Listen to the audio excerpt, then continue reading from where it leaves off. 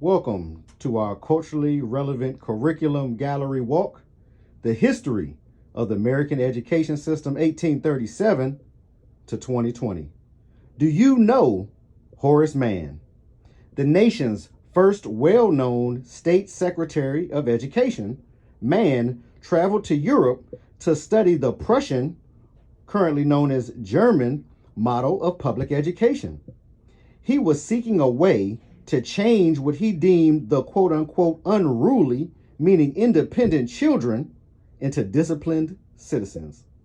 He argued in 1837 that public education's goals were to create an industrious class of men and women who obey the law and are diligent in their work. The Prussian education model goals: obedient for the mines, obedient soldiers for the army, well-subordinated civil servants to government, well-subordinated clerks to industry, citizens who thought alike about major issues. So this man, Horace Mann, you may not know him personally, but you know his education system. He is of the first PhDs, maybe the first. You should do your research. Look into Horace Mann, the author of today's education system. And you should know and look and see the system we've been under for an extended period of time, as we transition possibly into a more technological education system. Maybe an education system guided by another idea, because Horace Mann, as indicated here, was working under an idea.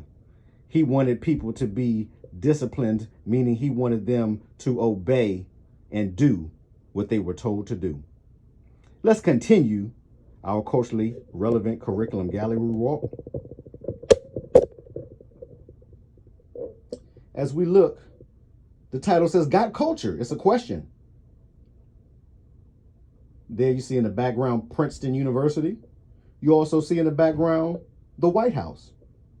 The picture of the individual on the bottom is Thomas Woodrow Wilson, the 28th President of the United States, President of Princeton University from 1902 to 1910. This is a quote from Woodrow Wilson. He says, "We want one class of persons to have a liberal education, and we want another class of persons, a very much larger class of necessity in every society, to forego the privilege of a liberal education and fit themselves to perform specific, difficult manual tasks." So as we see, Thomas Woodrow Wilson divided the education system into a class system. Some would receive a certain education, and another class would receive a different education. So this is what we want to bring to the surface at the culturally relevant curriculum gallery walk. This is what we want to share as we study the culture of education and the culture that we're currently under and have been under. And we want to study the culture of our home life, of our people and persons wherever we live, wherever we reside, the people that we come from, the people that have certain traditions and customs, that have certain ways in religion, that have certain economic systems, that have various religions. Got Culture? The history of the American education system 1837 to 2020, culturally relevant curriculum gallery walk. We look forward to sharing more with you soon and very soon.